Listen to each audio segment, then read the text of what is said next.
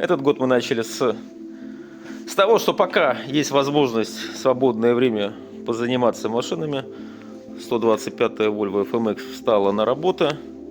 Сдернули головку, сдернем сейчас гильзы, посмотрим, как там у нас чувствует себя гильзы.